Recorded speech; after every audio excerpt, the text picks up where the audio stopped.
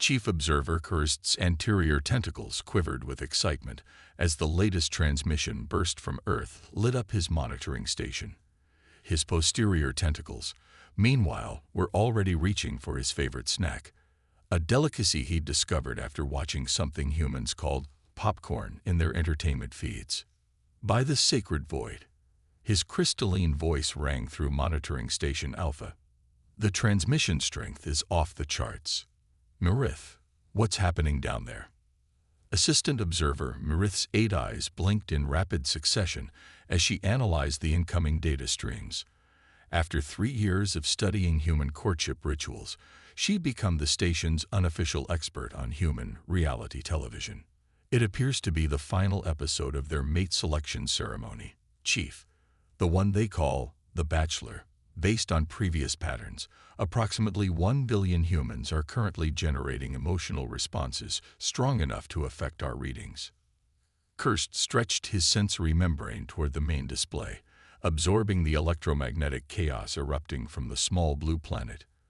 Earth had always been noisy, the loudest Class II civilization in the sector by far, but tonight was exceptional even by human standards.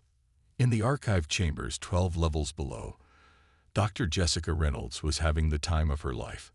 As head of the Earth Cultural Preservation Team, she'd spent the last 5 years teaching alien anthropologists about human entertainment. Currently, she was trying to explain the concept of spoilers to a group of hyper-intelligent gas clouds from the Carina Nebula.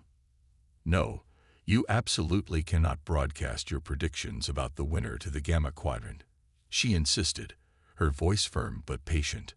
Some species there are 3 years behind on Earth broadcasts. They're just getting to the hometown dates. The gas clouds pulsed in disappointed shades of purple but compiled. They'd learned early on not to argue with Dr. Reynolds about human entertainment protocols. The last cloud that had spoiled a Game of Thrones episode had been relegated to cataloging weather reports for a full solar rotation.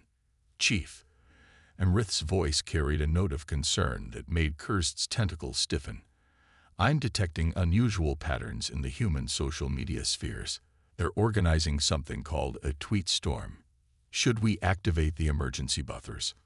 Kirst remembered the last human tweet storm. 3 storage crystals had overloaded from the sheer volume of electromagnetic activity. He'd spent 2 cycles explaining to the council why they needed to quintuple the station's storage capacity just to keep up with human cat videos. Buffer activation authorized, he commanded. And someone get Dr. Reynolds up here. If this episode is as dramatic as the humans' preliminary transmissions suggest, we'll need her expertise to contextualize the emotional aftermath. As if on cue, the station's sensors registered a massive spike in transmission activity. Mirith's exoskeleton turned a pale shade of azure, her species equivalent of human excitement. They're announcing the final choice, she chittered. The primary male human has bypassed the expected mate and chosen the one designated as the villain by human viewers. The monitoring station erupted in activity. Junior observers rushed between stations, recording every frequency of human reaction. In the background, one of the Carina clouds fainted, briefly becoming invisible before its colleagues could revive it with a jolt of static electricity.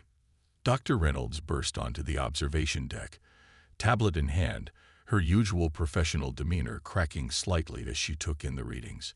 "Oh, this is going to be good," she whispered. "The forums are going to be absolute chaos."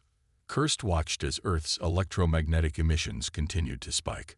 Sometimes he wondered if the Council truly understood what they were dealing with. Any species that could generate this much energy over mate selection entertainment surely had depths that the galaxy's finest minds had yet to fathom. Little did he know, he was about to find out just how right he was. Archive specialist Tom Baker was having the worst Tuesday of his career. It started with his morning diagnostic check of the Earth signal feeds, a routine so mundane he usually did it while sipping his coffee equivalent, a bubbling green liquid that technically counted as a controlled substance in 3 star systems. The first warning sign came when his quantum sensors registered 0 activity. Tom blinked his eyes. Human habits he'd picked up from too many Earth broadcasts, and ran the scan again. Nothing. He kicked the old-fashioned radio receiver, a move he learned from watching human engineers in their technical documentaries, though Dr. Reynolds kept insisting that the IT Crowd wasn't actually a documentary. Hey, anybody else getting dead air on their feeds? Tom called out across the archive floor, his translucent skin starting to cloud with anxiety, a trait that made his species terrible at poker nights. The responding silence was deafening. One by one, his colleagues checked their own stations. The horror spread across the room like a wave, visible in the changing colors of alien skin, the bristling of fur, and the spontaneous molting of several exoskeletons. Up in the main observation deck, Kurst was facing his own crisis. What do you mean? Everything is gone. His tentacles whipped around so violently, he knocked over his emergency popcorn stash. Check the backup arrays. Emrith's 8 eyes had gone completely dark, a sign of extreme distress among her kind. Chief, I've checked every frequency. Traditional radio, digital broadcasts, their primitive internet emissions. Earth has gone completely dark. Her voice dropped to a whisper. Even their Netflix servers are silent. The emergency protocols activated automatically. Crimson lights pulsed through the station as centuries-old contingency plans kicked in. In the archive chambers, Dr. Reynolds was already dealing with the first wave of panic. No, we don't know if Ross and Rachel got back together, she shouted over the growing chaos. A group of silicon-based life forms had formed a prayer circle, rocking back and forth while chanting quotes from friends. In the corner, 2 Andromedan researchers were stress-shedding their outer layers, already ankle-deep in their own molted scales. The station's quantum communicator crackled to life. This is High Council members' talk. Our sensors indicate Earth has gone silent. Please tell me this is a malfunction. The usually composed voice had an edge of desperation. The Regellian Senate was 3 episodes away from finding out who killed Laura Palmer. Tom Baker, who had by now run every diagnostic test in the manual, and several that weren't, felt his career flash before his eyes. Sir, we've confirmed it's not our equipment. Earth has. They've just stopped broadcasting. Everything. Everywhere. The silence that followed was broken by the sound of Emrith collapsing at her station. All 8 eyes rolled back in shock. Medical drones rushed to her aid as she mumbled incoherently about needing to know if somebody called Bachelor Brad had made the right choice. Kurst made a decision. Initialize the emergency response protocol. Contact the stealth fleet. And somebody get me the cultural preservation team's complete archives. The council is going to want everything we've got. Dr. Reynolds watched the panic unfold around her, a strange feeling growing in her gut. After 5 years of studying human entertainment, something about this didn't add up. Humans didn't just stop communicating. Even their most primitive ancestors had found ways to make noise. Chief, she called up to Kurst. I know this sounds crazy, but what if they're doing this on purpose?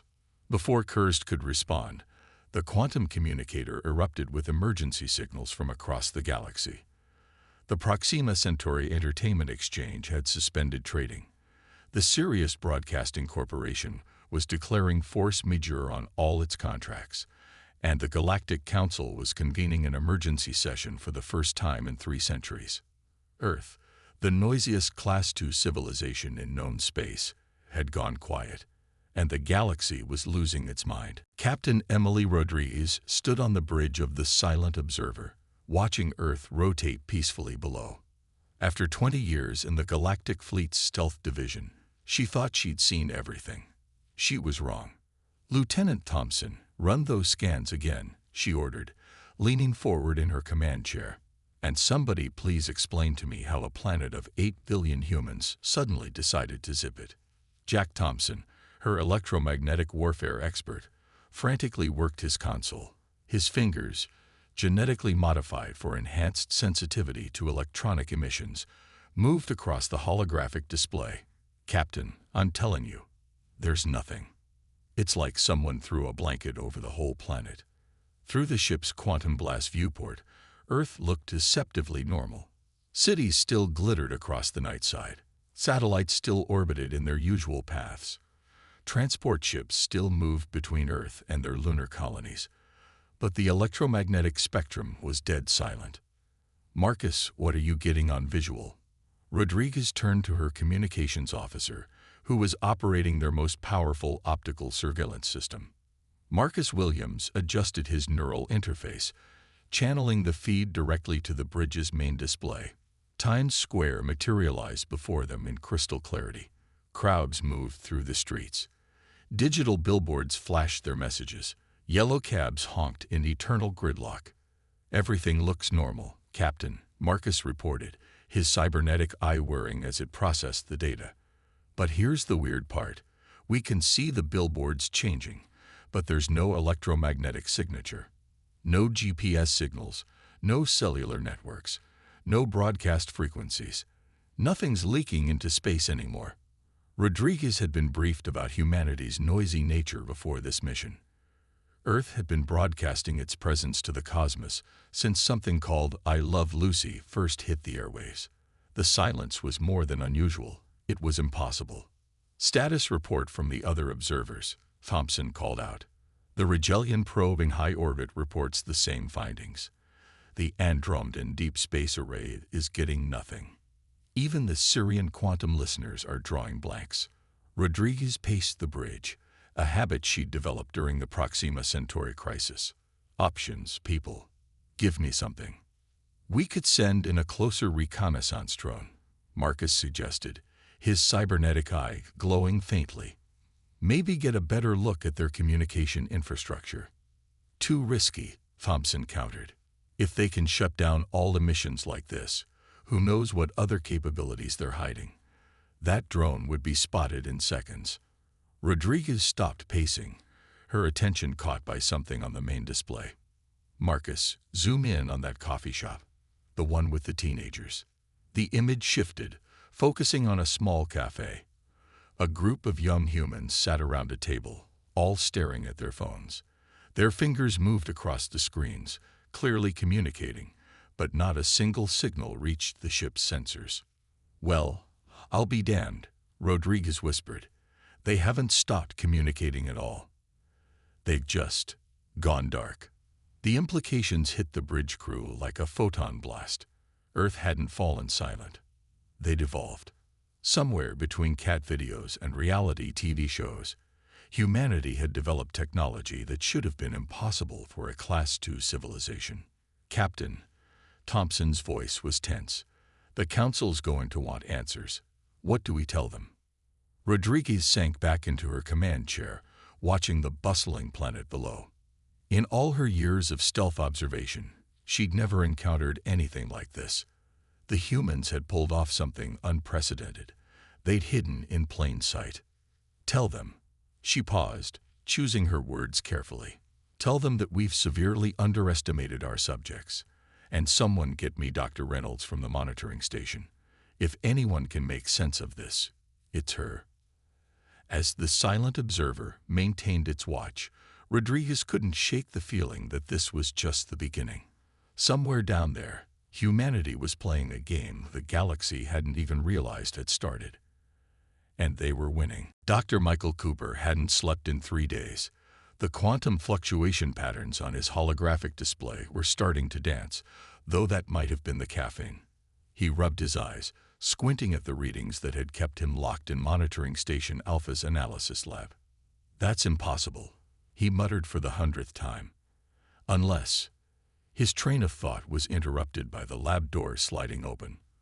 Amanda Sullivan, Director of Special Projects at the Denver Underground Facility, strode in. Her clearance badge, which supposedly marked her as just another alien cultural researcher, concealed more secrets than most of the galaxy's intelligence agencies combined. "Talk to me, Mike," she said, setting down 2 cups of actual Earth coffee. "The real stuff, not the synthesized version the station usually served. Tell me you found something." Michael pulled up a 3-dimensional model of Earth's electromagnetic spectrum, or rather, the void where it used to be. "Remember that theoretical paper about quantum encryption from MIT last year? The one everyone said was impossible. Amanda's lips curved into a slight smile. The one we made sure everyone said was impossible. Go on. Look at these patterns. Michael manipulated the hologram, highlighting subtle fluctuations in the quantum field around Earth. They matched the theoretical models perfectly. We didn't just develop quantum encryption, we've scaled it to a planetary level. In orbit above them, Captain Rodriguez's silent observer continued its futile scans. Amanda watched their attempts through a hidden quantum feed, her expression carefully neutral. How long before they figure it out? The aliens? Michael laughed. They're still trying to understand why we would voluntarily give up streaming services. Their cultural analysts are predicting mass hysteria on Earth right now. The irony wasn't lost on either of them. While alien civilizations panicked about Earth's silence, humanity was communicating more than ever. Their entire planet had transitioned to quantum-encrypted channels practically overnight. Channels that were not only secure but completely invisible to conventional detection methods. Amanda's comm unit buzzed, a simple vibration that carried a message through quantum entanglement. Status update from Times Square. The Andromedans took the bait.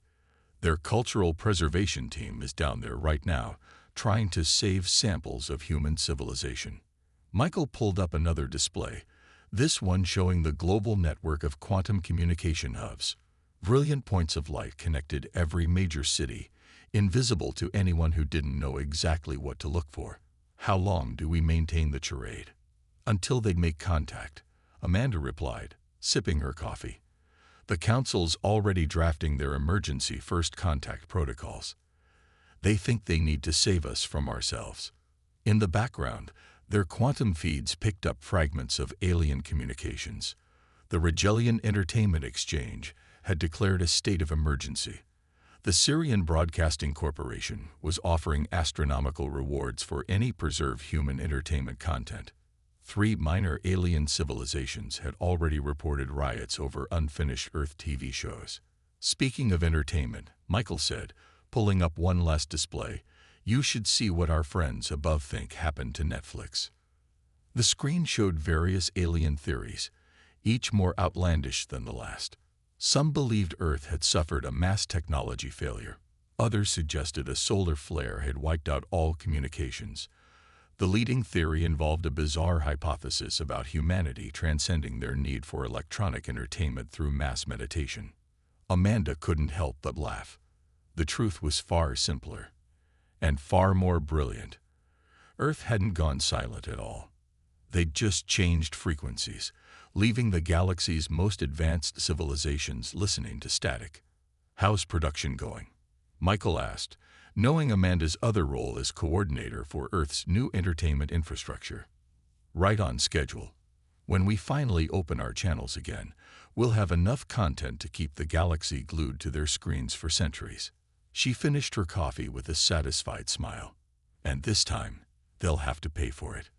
Above them, the silent observer continued its vigilant watch, its crew still puzzling over humanity's apparent technological regression. Little did they know, Earth's greatest leap forward had happened right under their noses, disguised as its greatest entertainment crisis. The silence was about to become very, very profitable. The Galactic Council chambers hadn't seen this much chaos since the Great Space Poodle incident of 2156. Councilors' talk of the entertainment-dependent Regellians was turning an alarming shade of ultraviolet as he addressed the emergency session. 3 billion of my people are in therapy. His translator struggled to keep up with his agitated bioluminescent pulses. Do you have any idea what happens to a Regellian who doesn't know how this ends? Chris Martins, Earth's secret observer in the Council, maintained his carefully practiced expression of diplomatic concern. After 15 years undercover as a cultural exchange specialist, he'd gotten good at hiding his amusement. The massive chamber, with its swirling geometric architecture and floating platforms, was a circus of alien anxiety. The Proxima Trading Coalition demands immediate military intervention, a crystalline being chimed from their hover pod. Our futures market was based on predicting human reality show outcomes. Martinez made a note on his quantum-encrypted tablet. another civilization whose economy they'd managed to destabilize without firing a shot. The Council's upper tier was beginning to look like an interstellar support group for Earth entertainment addicts. Order. Order in the Council. High Counselor Vixena's voice reverberated through the chamber's perfect acoustics. The ancient being's tentacles writhed in frustration. We must approach this crisis rationally. Rationally. Stocks bioluminescence reached dangerous levels. I have 6 million subscribers who need to know if someone named Bachelor Brad found true love. In the diplomatic observation box, Martinez's quantum comm buzzed silently. A message from Amanda Sullivan. Status report. Black market Earth content now trading for 300% above previous rates. And owned entertainment firms beginning hostile takeovers of Earth broadcast archives. Perfect. Everything was going according to plan. We have reports, a Syrian representative announced, their feathers bristling with anxiety, of unauthorized Earth content distribution networks forming in the Outer Rim. Single episodes of something called Friends are selling for the price of a small starship. Martinez watched as various council members shifted uncomfortably. He knew for a fact that several of them had personal archives of Earth entertainment they were currently trying to auction off. Perhaps, Vivexina suggested, their tentacles finally settling into a more diplomatic configuration. We should consider direct contact. Earth's civilization might need our help to restore their communication capabilities. The chamber erupted again. Half the council supported immediate intervention. The other half warned about violating non-interference protocols. Nobody noticed Martinez quietly adding data to his tablet. My sources, a shadowy figure from the Carina Nebula whispered, their gas cloud form rippling with gossip, suggest humans have already begun forming underground entertainment networks. They call them watch parties. The council chamber fell silent. The idea that humans might be continuing to enjoy their entertainment while the rest of the galaxy suffered was almost too much to bear. Martinez's comm buzzed again. Amanda's message was brief. Phase 2 ready. Entertainment packages priced and prepared. Legal teams standing by with licensing agreements. He allowed himself a small smile. The galaxy's most advanced civilizations had spent centuries observing Earth, cataloging every broadcast, analyzing every show. They'd never realized they were watching the longest con in human history. I move, Stock declared, his color returning to a more stable spectrum, that we authorize a first contact mission. Clearly, Earth needs the galaxy's help to restore their entertainment infrastructure. As the Council voted overwhelmingly in favor of intervention, Martinez sent a single encrypted response to Earth. They took the bait. Prepare the contracts. High above the Council chamber, in the public viewing galleries, various alien species were already trading their last saved episodes of Earth content. A brief fistfight broke out over a corrupted copy of The Office season final. Earth hadn't just gone quiet. They'd created the greatest sellers market in galactic history, and when they finally decided to speak again, the price would be astronomical. Martinez settled back in his seat, watching the chaos unfold. Sometimes the best negotiations started with silence. Karen O'Malley never thought her psychology degree would lead to treating aliens for streaming withdrawal. Yet here she was on Proxima Centauri b, running the galaxy's first Earth entertainment withdrawal support group from a converted meditation chamber. Now, Tizix, tell the group how you're feeling today, she encouraged, watching the amorphous blob of intelligent plasma pulse sadly in the anti-gravity field. I tried watching our local entertainment programs, Tizix's translator warbled, but they're just not the same. How can I invest in a love triangle when none of the participants even have a proper physical form? The support circle of various alien species nodded in sympathy. A crystalline being in the corner was quietly humming the Friends theme song, their species' typical stress response. Meanwhile, in the Sirius Broadcasting Corporation's main office, veteran producer Robert Turner was facing his own crisis. The massive view screen behind his desk displayed plummeting satisfaction ratings across 17 star systems. What do you mean the replacement shows aren't working? he demanded, scanning the reports from his alien production teams. We gave them everything. Drama, conflict, romance. His assistant, a towering arthropoid named Kiklik, chittered nervously. Sir, the Andromedans' attempt at reality TV was problematic. Their show, Keeping Up with the Carxashians, mainly consisted of beings splitting into identical copies of themselves. Robert rubbed his temples. After decades of secretly observing and repackaging Earth entertainment for alien audiences, the corporation was desperately trying to fill the content void. The demographic reports are worse. Kiklik continued. 3 sentient gas clouds dissipated from sheer boredom during the Betelgeusian soap opera pilot. And the Regelian dating show. The arthropoid shuddered, causing several appendages to momentarily phase out of existence. Back in Karen's support group, a silicon-based life form was having a breakdown. I just need to know if they were on a break. It sobbed, crystalline structures fracturing with emotion. The uncertainty is affecting my molecular stability. Karen checked her quantum-encrypted phone under the desk, reading the latest update from Earth's Entertainment Strategy Division. The message was simple. Hold the line. Let them crack. She'd been one of the first psychologists recruited for this operation, helping design the perfect entertainment withdrawal scenario. The goal wasn't just to make aliens miss Earth's shows, it was to make them realize they couldn't live without them. In the Andromeda Galaxy, another crisis was unfolding. The local entertainment conglomerate had attempted to create their own sitcom, How I Metabolized Your Genetic Material. The pilot episode had caused 3 diplomatic incidents and a minor revolution. Robert Turner's quantum comm chimed with an urgent message. The Carina Nebula Network was offering platinum-grade antimatter in exchange for the last season of The Good Place. The Orion Syndicate had reportedly begun raiding cargo ships suspected of carrying cached Earth broadcasts. Sir, Kiklik interrupted his thoughts. The Council's Entertainment Emergency Committee is requesting an update on alternative content production. Robert glanced at his secure feed from Earth. Amanda Sullivan's latest directive glowed on the screen.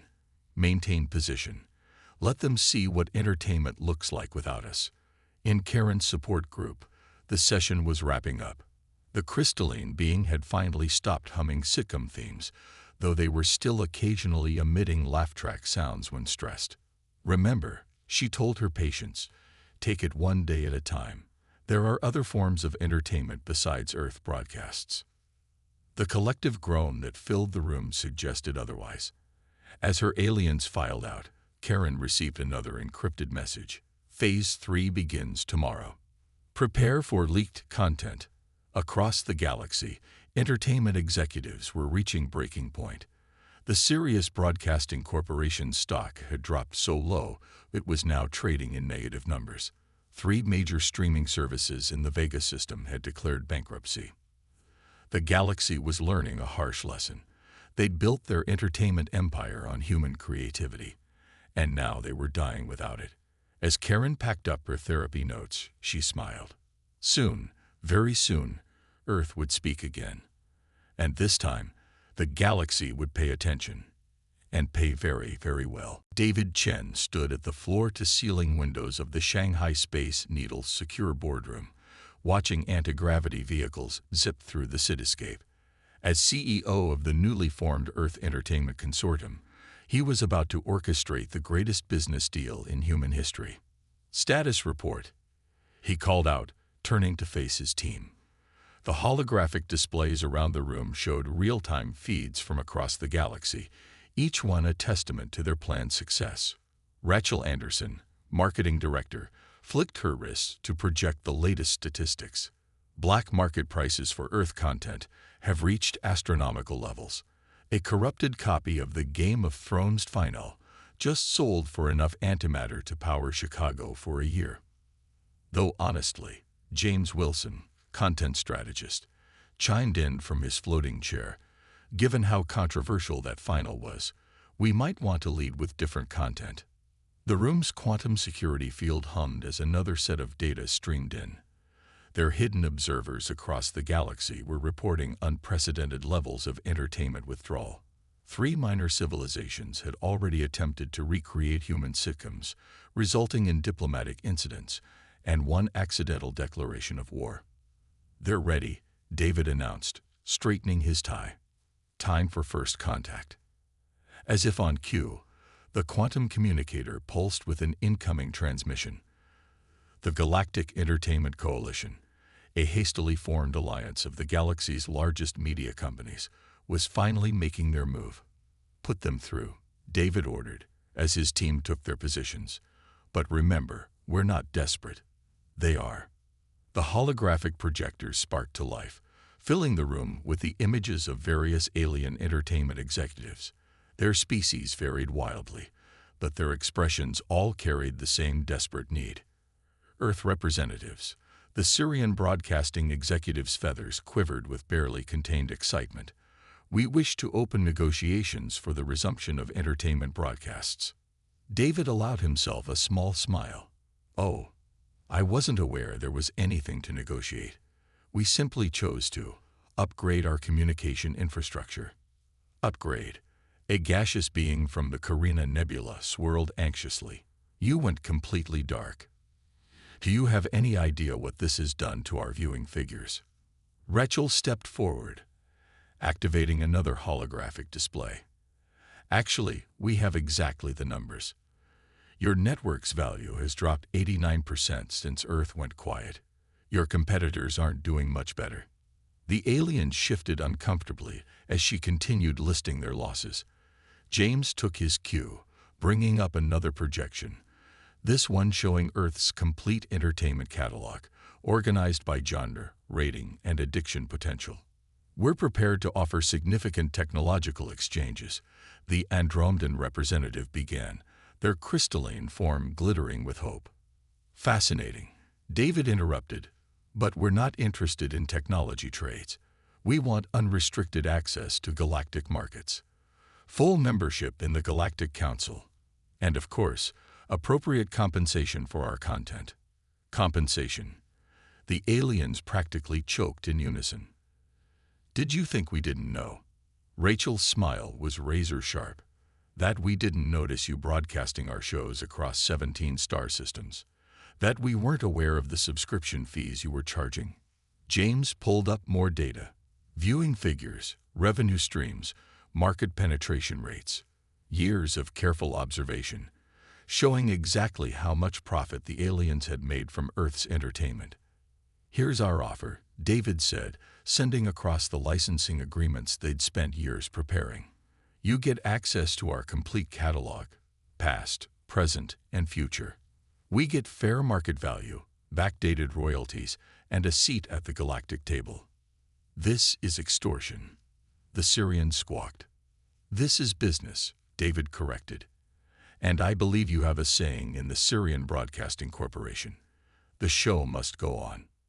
The alien executives huddled in fierce discussion, their various appendages, tentacles, and energy fields twitching with anxiety.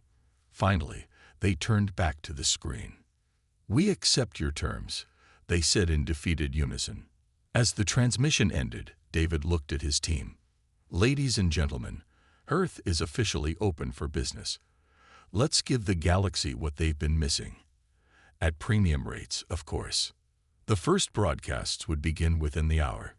The galaxy was about to learn that human entertainment came with a very different price tag now. And this was just Season 1. 1 year after Earth's Great Silence, Kyle Harrison sat in his office atop the newly constructed Galactic Broadcasting Center in Manhattan, reviewing the quarter's performance metrics. As president of the Human Entertainment Network, he couldn't help but smirk at how perfectly their plan had worked. "Sir," his AI assistant chimed, "the latest ratings just came in from the Andromeda sector. Real Housewives of Alpha Centauri has broken all previous viewership records." Kyle swiveled his chair to face the floor-to-ceiling window, watching as alien tourists lined up outside the building. They'd come from across the galaxy just to stand in the same city where Friends had been filmed. Some of them even brought their own oversized coffee cups. "Put the numbers on screen," He commanded, and holographic displays materialized around him. The statistics were staggering. Earth's entertainment industry had become the galaxy's most valuable commodity, outstripping antimatter futures and dark matter derivatives. His quantum comm buzzed. Amanda Sullivan was calling from the Denver facility. "Kyle, you're going to love this. The Regellians just offered us their newest faster-than-light drive technology in exchange for streaming rights to our next 5 years of content." "Just the streaming rights?" Kyle chuckled. "What about the merchandising?" "Oh, they'll cave on that too. Their population is addicted to human sitcom t-shirts. Did you see the footage from their last Comic-Con? Half their species showed up dressed as characters from The Office." The view from his window shifted as a massive Syrian cruise ship descended toward Times Square. Tourist season was in full swing. Aliens paying astronomical sums just to visit the locations of their favorite shows. "How's the cultural exchange program going?" Kyle asked, pulling up another set of reports. "Better than expected. Their first attempts at creating Earth-style content are interesting." Amanda's laughter carried through the quantum link. "The Andromedans tried to remake Breaking Bad, but couldn't understand why anyone would need money for healthcare. And the Carina Nebula's version of MasterChef is mostly just beings absorbing each other's energy fields." Kyle's AI assistant interrupted with another update. The latest episode of How to Date a Human, a reality show featuring alien contestants trying to understand human courtship rituals, had just crashed 3 major broadcasting networks due to overwhelming viewership. "Sir," the AI continued, "the council's requesting an update on the new fall lineup. They're particularly interested in the Game of Thrones prequel." "Tell them it's still in development," Kyle replied, following the script they'd perfected. "Creative processes can't be rushed, unless they're willing to negotiate better trade terms." Earth had played its cards masterfully. The temporary silence had transformed into the loudest economic boom in human history. They'd leveraged their entertainment industry into technological advancement, galactic trade agreements, and even a seat on the council's ruling board. His office door chimed, admitting a group of alien entertainment executives. They were here to pitch their own show ideas, hoping to crack the lucrative Earth market. Kyle had seen the proposals, everything from CSI, Beetlejuice, to Keeping Up with the Kardashians. Quantum Edition. Mr. Harrison, a crystalline being began, its form shimmering with nervous energy. "About our proposal." "Ah yes," Kyle smiled, pulling up their file. "Your remake of The Bachelor, where contestants can split into multiple temporal versions of themselves. Interesting concept, but we'll need to work on the format. Humans still need to be able to follow the plot." As the meeting proceeded, Kyle received one final message from Amanda. "Phase 4 is ready. Should we begin production on Earth's first galactic streaming platform?" He sent back a single word: launch. The galaxy had learned an expensive lesson. Earth hadn't gone silent because of technological regression or social collapse. They'd simply been setting the stage for the greatest show in cosmic history, the rise of humanity as an entertainment empire. As Kyle watched another tourist ship descend toward the city, he couldn't help but think that somewhere, in the vast expanse of space, alien civilizations were finally beginning to understand. Never underestimate a species that had perfected the art of binge-watching. The end.